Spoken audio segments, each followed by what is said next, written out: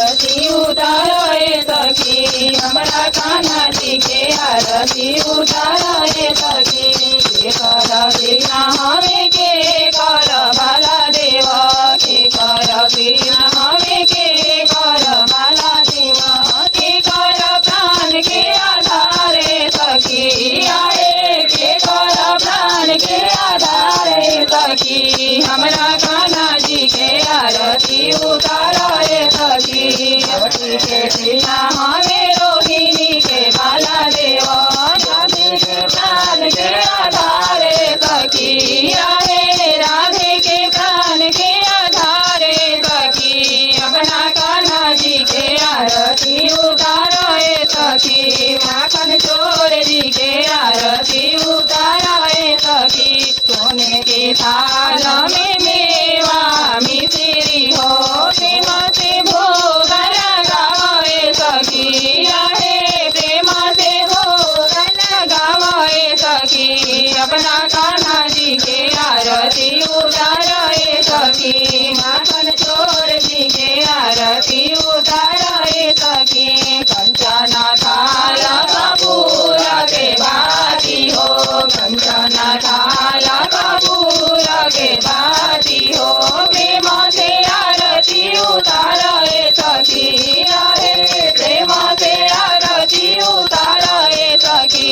अपना कान्हा जी के आरती उतारे सखी आसन चोर जी के आरती उतारे सखी बांसुरी वाला के आरती उतारे सखी राधे रानी के आरती उतारे सखी कर्पूर गौरम करुणावतारम संसारे तारम भुजेन्द्रहारम सदा वसंतम हृदयारविन्दे भवं भवानी सहितं नमामि भवं भवानी सहितं नमामि तमेव माता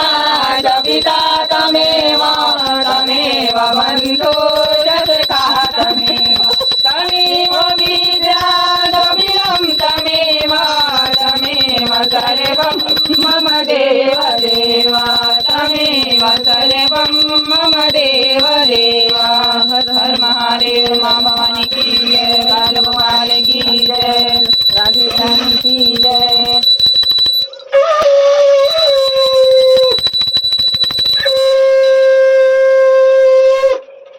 लालन पालन कातिनी के पूजे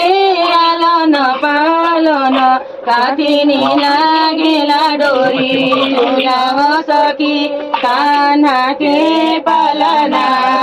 झुलाव सखी कान्हा के सोनही के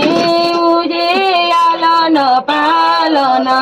रूपे के लागेला डोरी झुलाव सखी कान्हा के पालना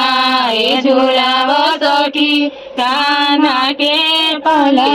जे झूले लागे झुलावेला के जे झूले लागे झुलावेला के मारे लाइला कोरा झुलाव सखी कान्हा के